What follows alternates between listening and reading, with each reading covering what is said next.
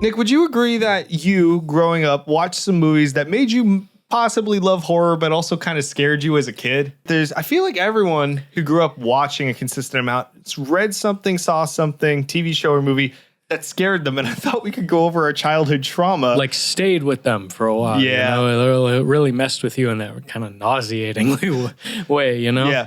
I asked you to pick a TV show, something that scared you from a TV show, something that scared you from a movie, and then also a third option, which is either going to be TV show, movie, book, something that you were like, yeah, this fucked with me way too much as a kid. But I thought we could go to our first category, TV show. Let's start with the TV show. What do you think? Oh, sure. I'll set the mood. I'm at my friend's house and he's watching Batman, the animated series. Ah, a great one. And it's the Two-Face episode. Okay. And it's the end of the part 2. Okay. Where you see Harvey Dent's Two-Face for the first time. Harvey, what happened?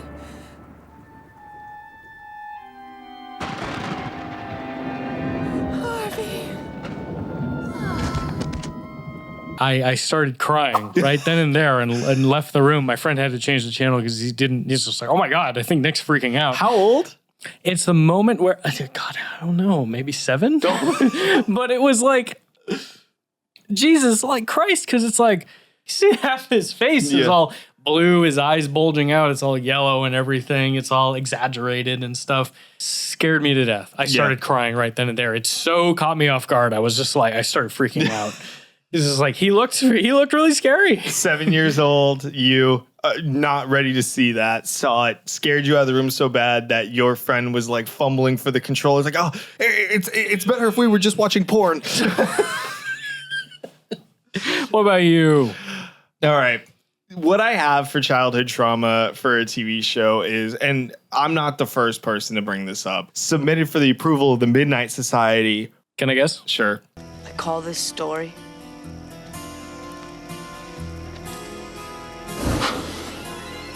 The Tale of the Dead Man's Float. Is it the Dead Man's Float? It's a fucking Dead Man's Float. I was watching episodes of Are You Afraid of the Dark way too early as a kid. You know, it was like 90s when it was like most of them were made. There's like some like posts, and you don't know exactly what you're about to see on screen. It could be really mundane. It could be kind of scary. It could be a little funny. Could be a little funny. Could be that. There's other stuff like Music in the Dark is actually really scary. The one of the laughing clown or whatever with the nose is a little fucking freaky because it's a clown. It follows you. It's like the one with the kid feeding people to like a door, like a bureau or something. Oh, the door. That's the laughing Music in the Dark one, man. Is that the one? Yeah. Where the thing is like, it like becomes this doll and out of the door and I go, oh my fucking God.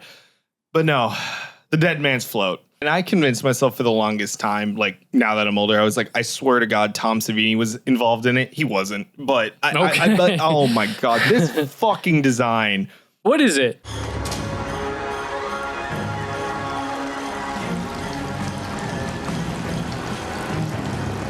And they decided it was good to show to children on Nickelodeon of all places. This is real. This is a real episode of a kids TV show. A rotting corpse. Does it kill children in it? Oh, it does. It comes for you. I actually thought I had made this up.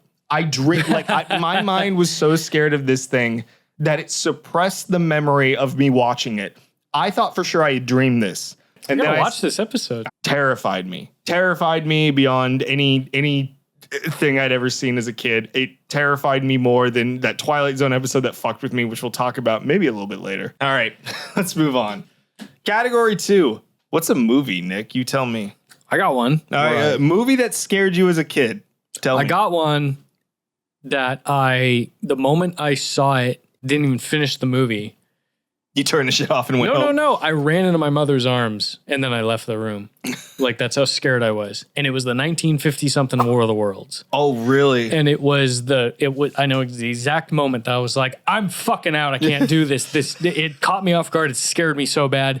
It's when, I forget the actress's name, but they're in that like torn down, abandoned like house. So the Martians decide to come in And the girl looks out the window and she sees one of them, but you only get like a glimpse of it, like kind of walking away, like behind a corner. But the camera pans over and you see it's like kind of like gross fleshy hand, like it's just like disappearing behind a corner. I start crying. I freaked out. I ran into my mom's arms and How I just old? could not fucking like, I don't know. When was this? Damn. Like this was like maybe 9 or something. Oh my God. I freaked the fuck out, dude. The scenario, you look out your window, you see something far away that may or may not be coming towards you. Yeah. And it does not look human. Yeah. That's the scary part. Something's wrong with it. Something's wrong outside. Now, if you haven't seen the 2004 War of the Worlds, 2005, Tom Cruise is trying to hide, but it's okay because Dakota Fanning screams at it, and that destroys all of them because they can't hear her high-pitched screaming in that movie. That's not actually what happens. If you want to blow out your ears, watch War of the Worlds with Dakota Fanning screaming turned up to 11. These go to 11. This is fucking loud. I was like, she screams for like 95% of that movie. Screams more than Carolyn Williams in Texas Chainsaw 2. Fair enough. We just did that movie today too. Oh my God. Good choice though. Screams more than Kim Basinger in Batman. I'm gonna have to rewatch that part because I haven't seen that one. I'll show it to years. you. But Holy like shit. just like watch it from like a fucking 9 or 10 year old's POV. It's just like it's so fucking it's scared the hell out of me. Yeah, fuck, dude. I mean, listen, we can't blame kids for feeling scared about shit. They're just like, I don't know what that is. You know what scared me when I was a kid? Gozer from Ghostbusters. I thought she was scary looking. Are you a god? Or just that close up of her when she's about to like pounce towards them. I was like, oh shit, her eyes are red, dude. Yeah. Okay, for movies for me, this is gonna make me seem like the biggest bitch you've ever seen. I don't know why this movie fucking scared me, but I had to ask. I was staying with my older sister, me and my younger brother, and we watched this movie, and my little brother got through this movie fine and slept the night after, all fine. But I actually got scared and stayed up, and she had to help comfort me to go to bed. This was like 2000, 2001, and it is 2000's The Little Vampire. Jonathan Lipnicki. What part? I actually have never seen this. You've never seen The Vampire? I know about it. Oh my God. Like I'd seen it on the Blockbuster shelves, but it's not anything specific. What's the scary part? It's the fact that they're Scottish, probably. Scottish. Wait, doesn't that vampires. movie end with his parents like just beating the shit out of the bad guy? Is that My Little Vampire? Yeah, I think just so. like they throw him off a cliff or something. Yeah, it's all that. But also it's the time where all of a sudden like he falls back. It's the God, I haven't seen the full thing in a bit, but it's when the vampire he makes friends with falls into the empty fireplace he has in his room because he's been hit with light so many times, even though it's horrible CGI by the thing that's chasing him, the guy that's chasing him. And he's like, are you okay? You okay? Should I take care of it? And then he realizes, oh shit, he's not a vampire. He was just pretending to be because Jonathan Lipnicki keeps dreaming about the vampires. And then all of a sudden he goes, but you're full of blood. And it's like a weird camera goes that like twists it. And I was like, I was trying to help you. And then I don't know why in my mind I was like, I can't believe someone would betray me like that as a child. Wow, you're a really fastly developing child. I was like, the moral dilemmas of man. Yeah, really got to you. And that the only day. reason he didn't go after is fucking like Jonathan Lipnicki like dodged out of the way, and he's like, I can still fly, and he was weak, and he fell like 2 stories down onto the fucking ground. But he's a vampire. Like he's Buzz Lightyear. Yeah, he gets Buzz Lightyear. He can't die. There's so many I could have picked out. Like obviously, the Dark Crystal scares everyone. I feel like people see the Dark Crystal. It's all the time, and you know, there's all kinds of movies. There's specific points. Even E.T., I remember watching it. I was a little Jesus scared. Christ. Yeah, I was a little scared that part in E.T. where he is sleeping outside and then he just Yep. sees him in front of him Yep. and he That's starts exactly waddling it. toward him. Yep. Holy Jesus Christ. That's actually pretty scary. It's Steven Spielberg. Or when he jump scares him in the grass. That's actually pretty scary, Holy Steven. shit, that was got me too. That was really yeah. fucking scary. But for some reason, for me, I remember the one keeping me up all night was the little vampire. All right. God, what happened? Anyway, It's subjective. It's all subjective. of course, it's what we remember scaring us as kids. But you know, maybe it pushed me in the horror direction. You know, now I watch Nosferatu and I go, that whole thing was really not really scary, but horny. You must bounce on it. Anyway. Crazy style. The rats.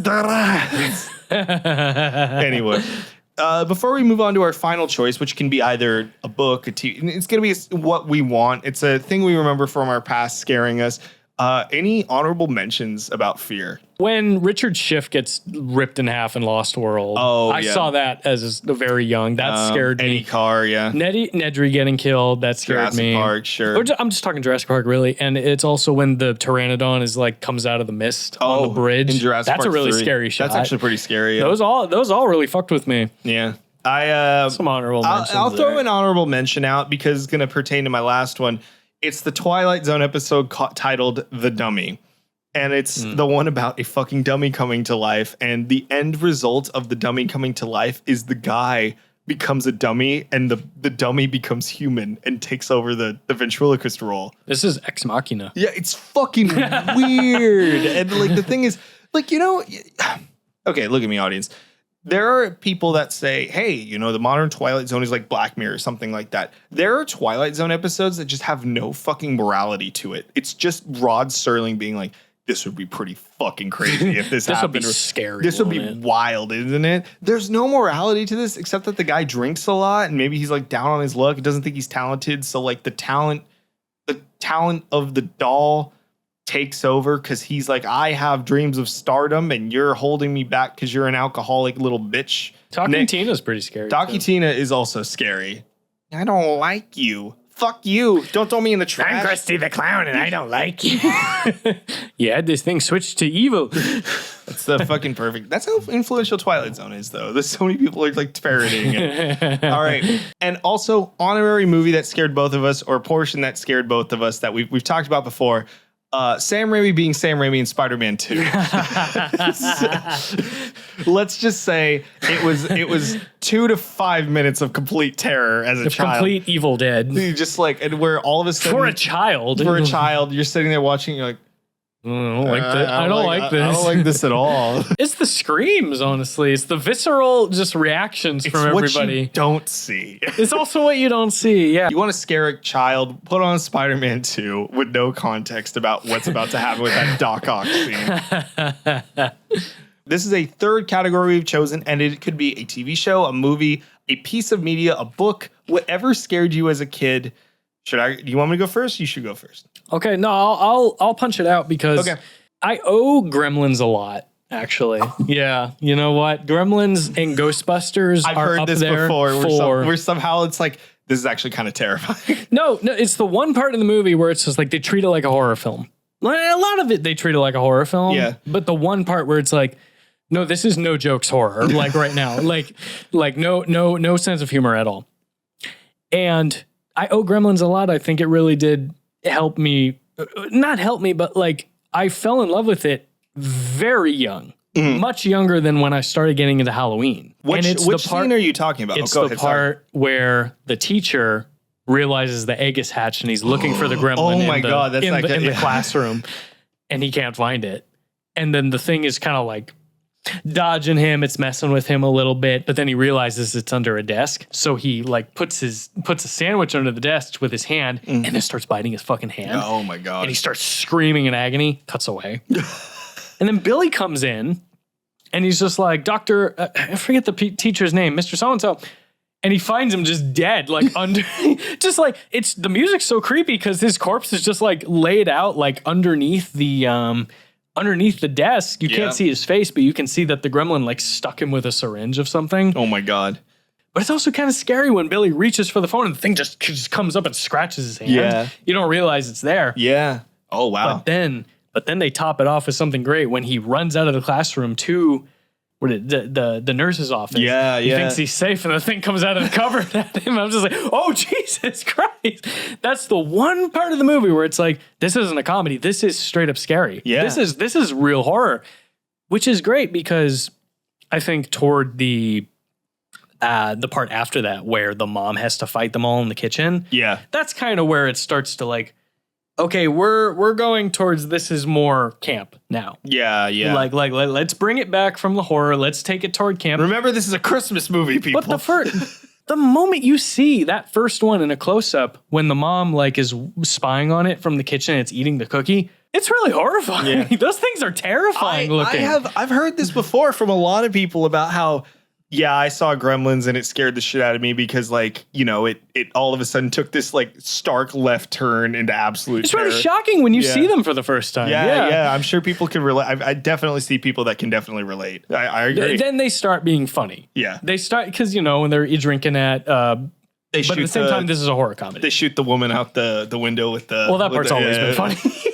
They're singing like Christmas carols. Mine's a little different. I feel like I'm gonna have to show you this part of the episode, so I'll show you it while we're recording, and you know I'll cut to it later. And I want to address Craig McCracken directly right now. Do you know who that is? Sounds familiar. He created the Foster's Home for Imaginary Friends, but also created this show called the Powerpuff Girls. Oh, okay. Your two dream nightmare episodes are actually the most terrifying thing I ever watched as a kid that I wasn't expecting to see. Because we all grew up watching the Powerpuff Girls. Yeah. They were sick. They loved it. There is an episode called Powernoia where him gets control. Him, the most fabulously gay devil that's ever existed. First trans character. Yeah, trans character that we all support. We love him. Yes, Powerpuff Girls. Him takes control and he finds what they're most scared of and he lures them into nightmares. And there's this fucking animated clown that starts coming to life. But more importantly, Bubbles dreams, in the same way I'm scared of the Twilight Zone, Bubbles dreams her stuffed animals start attacking her. Hi, little teddy bear. What are you doing here?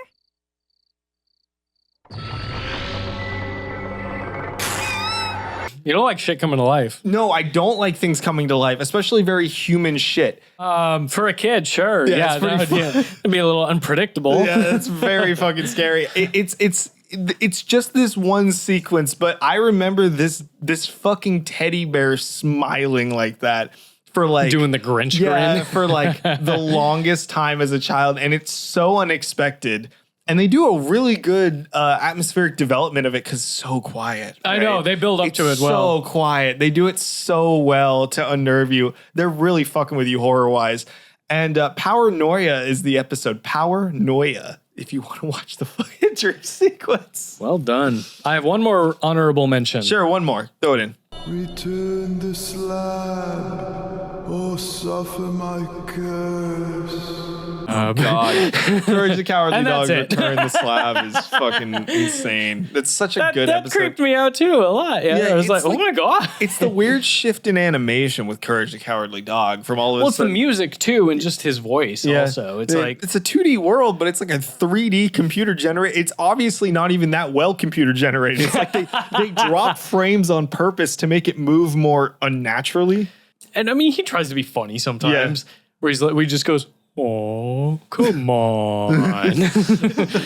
But I mean, it's mostly just return the slide. It's like you know those words as a kid. You know, you hear someone say that, you're just like, Ramsey. Oh, Jesus. He's the man of God's, the man of God's.